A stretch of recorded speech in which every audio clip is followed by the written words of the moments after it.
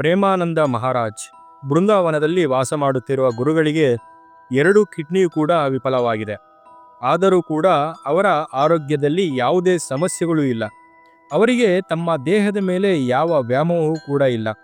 ಶ್ರೀಕೃಷ್ಣನ ಪರಮಭಕ್ತರಾದ ಪ್ರೇಮಾನಂದ ಮಹಾರಾಜರು ಈ ದೇಹವು ಕೂಡ ಕೃಷ್ಣನಿಂದಲೇ ನಿರ್ಮಾಣವಾಗಿದೆ, ಎಲ್ಲವೂ ಕೂಡ ಅವನ ಲೀಲೆಗಳು ಎನ್ನುತ್ತಾರೆ. ಎಷ್ಟೋ ಭಕ್ತರು ಹೇಳುವುದೇನೆಂದರೆ ಪ್ರೇಮಾನಂದ ಗುರುಗಳು ದೇಹವನ್ನು ಎಂದೋ ಬಿಟ್ಟಿದ್ದಾರೆ, ಆದರೆ ಆ ದೇಹದಲ್ಲಿ ಶ್ರೀಕೃಷ್ಣನೇ ನೆಲೆಸಿದ್ದಾರೆ ಎನ್ನುತ್ತಾರೆ. ಅವರ ಜೀವನದ ರಹಸ್ಯಗಳು ತುಂಬ ವಿಚಿತ್ರ ಸನ್ನಿವೇಶಗಳಿಂದ ಕೂಡಿದೆ. ಅವರ ಬಾಲ್ಯ ಮತ್ತು ಅವರ ಸಂತರಾದ ಸಂದರ್ಭವೂ ಕೂಡ ಈಗಿನ ಸ್ಥಿತಿಗಳ ಬಗ್ಗೆ ನಾನು ನಿಮಗೆ ತಿಳಿಸಲಿದ್ದೇನೆ. ಇಸವಿ 1972. ಉತ್ತರ ಪ್ರದೇಶದ ಕಾನ್ಪುರ ಜಿಲ್ಲೆಯ ಅಕ್ರಿ ಎಂಬ ಹಳ್ಳಿಯಲ್ಲಿ ಗುರುಗಳ ಜನನವಾಗುತ್ತದೆ. ತಂದೆಯ ಹೆಸರು ಶ್ರೀ ಶಂಭು ಪಾಂಡೆ, ತಾಯಿ ಹೆಸರು ಶ್ರೀಮತಿ ರಮಾದೇವಿ. ಗುರುಗಳಿಗೆ ಇನ್ನೂ 2 ಅಣ್ಣ ತಮ್ಮಂದಿರು ಇದ್ದಾರೆ. ಗುರುಗಳ ಮೊದಲ ಹೆಸರು ಶ್ರೀ ಅನಿರುದ್ಧ್ ಕುಮಾರ್ ಪಾಂಡೆ. ಪೂರ್ತಿ ಕುಟುಂಬವೂ ಕೂಡ ಶಿವನ ಪರಮಭಕ್ತರಾಗಿದ್ದರು. ಗುರುಗಳ ತಾತ ಕೂಡ ಒಬ್ಬ ಸನ್ಯಾಸಿಯಾಗಿದ್ದರು.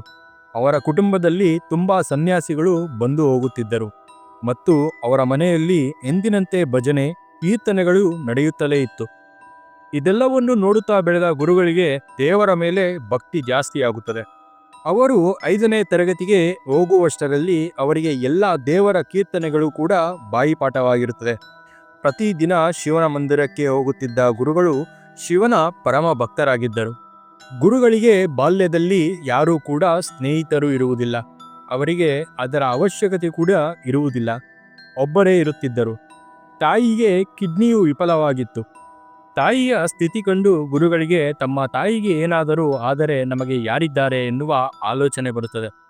ತಂದೆಯ ಮುಖ ನೋಡಿದಾಗ ತಂದೆಯೂ ಕೂಡ ಒಂದು ದಿನ ಹೊರಟು ಹೋಗುತ್ತಾರೆ. ಮುಂದೆ ನಮಗೆ ಯಾರು ದಿಕ್ಕು ಎನ್ನುವ ಆಲೋಚನೆಗಳು ತುಂಬ ಬಲವಾಗಿ ಬರುತ್ತದೆ. ಸಂಸಾರ, ಹಣ, ವಿದ್ಯೆ, ನಾವು ಇವೆಲ್ಲವೂ ಕೂಡ ಒಂದು ದಿನ ಬಿಟ್ಟು ಹೋಗುತ್ತದೆ. ಶಾಶ್ವತ ಯಾವುದೂ ಇಲ್ಲ. ಶಾಶ್ವತ ಸುಖ ಕೊಡುವುದು ಯಾವುದಾದರೂ ಇದ್ದರೆ ಅದು ಶಿವನೊಬ್ಬನೇ ಎನ್ನುವ ಗಟ್ಟಿಯಾದ ನಂಬಿಕೆಗೆ ಬರುತ್ತಾರೆ. ಶಿವನ ಪರಮಭಕ್ತರಾದ ಪ್ರೇಮಾನಂದ ಮಹಾರಾಜ್ಜಿ ಶಿವನಿಲ್ಲದೆ ಬೇರೆ ಯಾವುದು ಕೂಡ ಇಲ್ಲ, ಅವನೇ ಪರಮ ಮಿತ್ರ, ಅವನೇ ಪರಮ ಸಂಸಾರ ಎನ್ನುವ ಗಟ್ಟಿ ಭಾವನೆಗೆ ಬರಲು ಶುರುವಾಗುತ್ತಾರೆ. ಪರಮಾತ್ಮನನ್ನು ಸೇರುವುದೇ ಜೀವನದ ಗುರಿ ಎನ್ನುವ ಸ್ಥಿತಿಗೆ ಗುರುಗಳು ತಲುಪುತ್ತಾರೆ. ಒಂದು ದಿನ ತಾಯಿಯ ಜೊತೆ ಕುಳಿತು ಮಾತನಾಡುವಾಗ ತಾಯಿಗೆ ತಿಳಿಸುತ್ತಾರೆ, ನಾಳೆ ನಾನು ಮನೆ ಬಿಟ್ಟು ಹೋಗುತ್ತಿದ್ದೇನೆ, ನಿಮಗೆ ಮತ್ತೆ ಸಿಗುವುದಿಲ್ಲ ಎಂದು. ತಾಯಿ ಈ ಮಾತುಗಳನ್ನು ಕೇಳಿಸಿಕೊಂಡು ನಗುತ್ತಾಳೆ. ಯಾವುದಾದರೂ ಸಾಧುವಿನ ಪ್ರವಚನ ಕೇಳಿರಬೇಕು, ಅದಕ್ಕೆ ಹೀಗೆ ಹೇಳುತ್ತಿದ್ದಾನೆ ಎಂದುಕೊಳ್ಳುತ್ತಾರೆ. ಗುರುಗಳು ತಾಯಿಗೆ ಹೇಳುವ ಉದ್ದೇಶ ಯಾಕೆಂದರೆ ಯಾವುದೇ ಕಾರಣಕ್ಕೂ ನನ್ನನ್ನು ಹುಡುಕಬಾರದು ಎನ್ನುವ ಉದ್ದೇಶದಿಂದ ತಾಯಿಗೆ ತಿಳಿಸುತ್ತಾರೆ.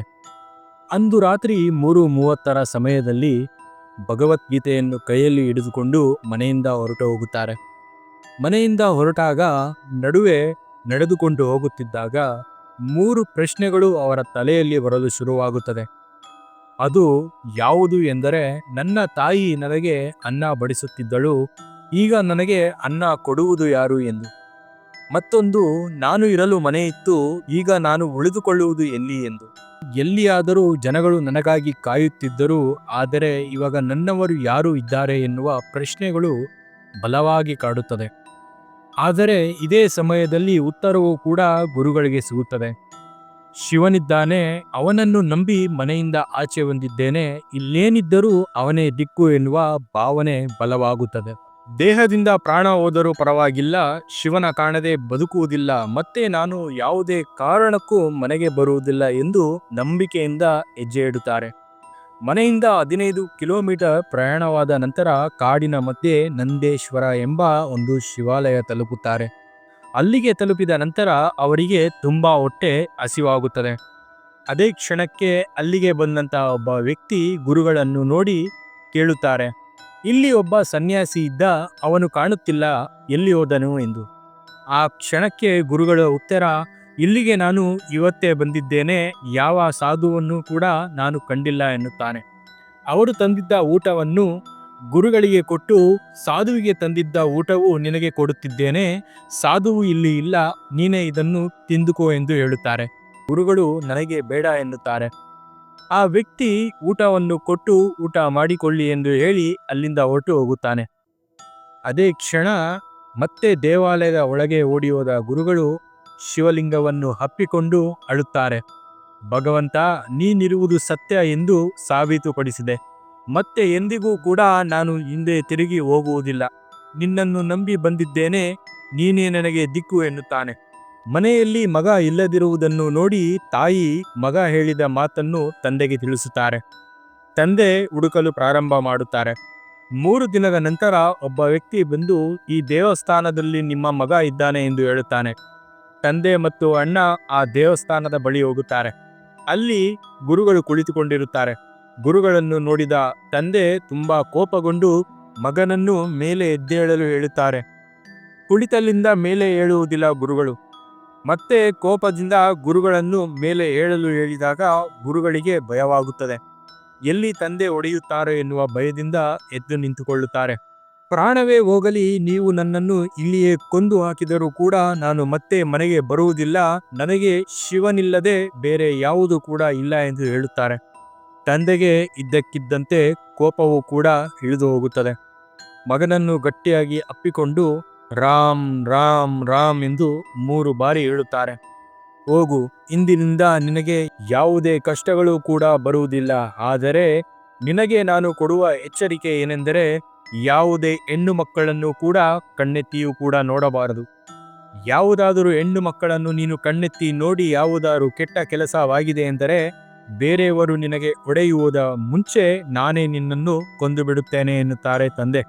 ಈ ಮಾತನ್ನು ಕೇಳಿಸಿಕೊಂಡ ಗುರುಗಳು ತಂದೆಗೆ ಹೇಳುತ್ತಾರೆ, ಯಾವತ್ತಿಗೂ ಕೂಡ ಆ ದಿನ ಬರದಂತೆ ನಾನು ನೋಡಿಕೊಳ್ಳುತ್ತೇನೆ ತಂದೆ ಎಂದು. ಆ ಕ್ಷಣವೇ ಮಗನಿಗೆ ಬೆನ್ನು ತಟ್ಟಿ ಹೊರಟು ಹೋಗುತ್ತಾರೆ. ಅಂದೇ ಕೊನೆ, ಮತ್ತೆ ಗುರುಗಳು ತಮ್ಮ ಕುಟುಂಬವನ್ನು ನೋಡುವುದಿಲ್ಲ. ಅಲ್ಲಿಂದ ಅವರ ಆಧ್ಯಾತ್ಮಿಕ ಜೀವನ ಮತ್ತೊಂದು ಆಯಾಮಕ್ಕೆ ತಿರುಗುತ್ತದೆ. ಗುರುಗಳು ನ್ಯಾಸ್ಟಿಕ ಧರ್ಮದ ದೀಕ್ಷೆಯನ್ನು ಪಡೆಯುತ್ತಾರೆ.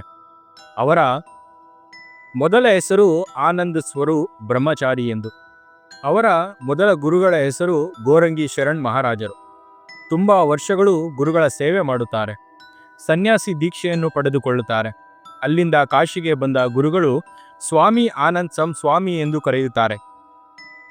ಕಾಶಿ ಮತ್ತು ಬನಾರಸ್ ಗಂಗೆಯ ತಟ ಅವರಿಗೆ ವಾಸಸ್ಥಾನವಾಗಿರುತ್ತದೆ. ಅವರ ಆಗಿನ ದಿನಚರಿ ತುಂಬ ಕಠಿಣವಾಗಿರುತ್ತದೆ. 3 ಬಾರಿ ಗಂಗೆಯಲ್ಲಿ ಸ್ನಾನ ಮಾಡಿ ಕಠಿಣ ಆಸನದಲ್ಲಿ ಧ್ಯಾನಕ್ಕೆ ಕುಳಿತುಕೊಳ್ಳುತ್ತಾರೆ. ಶಿವನ ದರ್ಶನವಾಗುವ ಭಾಗ್ಯ ಇದೆ ಎಂಬ ಕಲ್ಪನೆಯಲ್ಲಿ ಶಿವನಿಗಾಗಿ ಕಾಯುತ್ತಾರೆ. ಆ ದರ್ಶನದ ಚಿಂತೆ ಬಹಳ ಕಾಡುತ್ತದೆ. ಎಷ್ಟೇ ಪ್ರಯತ್ನ ಪಟ್ಟರೂ ಭಗವಂತನ ದರ್ಶನದ ಭಾಗ್ಯ ಲಭಿಸಲಿಲ್ಲ ಎಂಬ ಕೊರಗು ಅವರಿಗೆ ಕಾಡುತ್ತಲೇ ಇತ್ತು. ಕಠಿಣ ಧ್ಯಾನ, ಬ್ರಹ್ಮಚಾರ್ಯ ಪಾಲನೆ ಯಾವುದೂ ಕೂಡ ಫಲ ಕೊಡುತ್ತಿಲ್ಲ ಎಂಬ ಚಿಂತೆಯಲ್ಲೇ ಇರುತ್ತಿದ್ದರು. ಒಂದು ರಾತ್ರಿ ಧ್ಯಾನದಲ್ಲಿ ಕುಳಿತಾಗ ಅವರಿಗೆ ಶಿವನ ದರ್ಶನವಾಗುತ್ತದೆ. ಪ್ರಕಾಶಮಾನ ಬೆಳಕಿನಿಂದ ಮುಂದೆ ನಿಂತಿದ್ದ ಶಿವನನ್ನು ನೋಡಲು ಅವರಿಗೆ ತುಂಬ ಕಷ್ಟವಾಗುತ್ತದೆ. ಮುಂದೆ ನಿಂತಿದ್ದ ಸ್ವರೂಪ ಸ್ವಲ್ಪ ಸ್ವಲ್ಪ ಕಾಣಲು ಶುರುವಾಗುತ್ತದೆ. ತ್ರಿಶೂಲ ಹಿಡಿದ ಎತ್ತರದ ಆಕಾರದಲ್ಲಿ ಜಟೆಯು ನೆಲಕ್ಕೆ ತಾಕುತ್ತಿರುವ ಶಿವನ ಶಾಂತ ಸ್ವರೂಪ ದರ್ಶನವಾಗುತ್ತದೆ.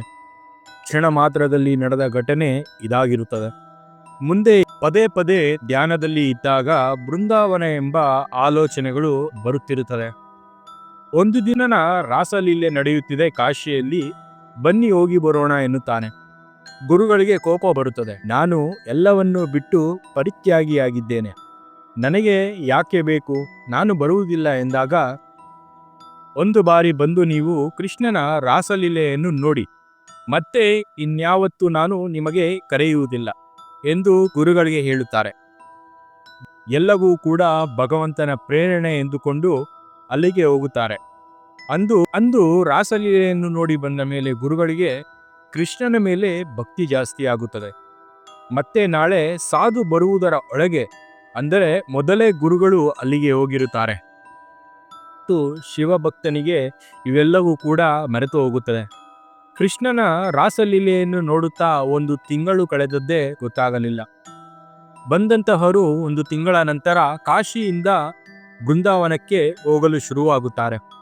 ಗುರುಗಳು ರಾಸಲೀಲೆಯನ್ನು ಇಲ್ಲಿಗೆ ಕೊನೆಯಾಗುತ್ತದೆ ಎಂಬ ಭಯದಿಂದ ಅವರ ಬಳಿ ಹೋಗಿ ನಾನು ಕೂಡ ನಿಮ್ಮೊಂದಿಗೆ ಬರುತ್ತೇನೆ ಎಂದು ಕೇಳಿಕೊಳ್ಳುತ್ತಾರೆ.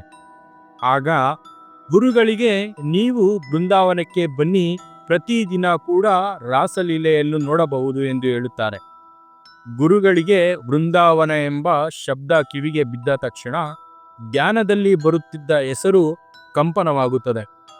ಬೃಂದಾವನ, ನಾನು ಅಲ್ಲಿಗೆ ಹೋಗಲೇಬೇಕು ಎಂಬ ಹಠ ಅವರ ಮನಸ್ಸಿಗೆ ಬರುತ್ತದೆ.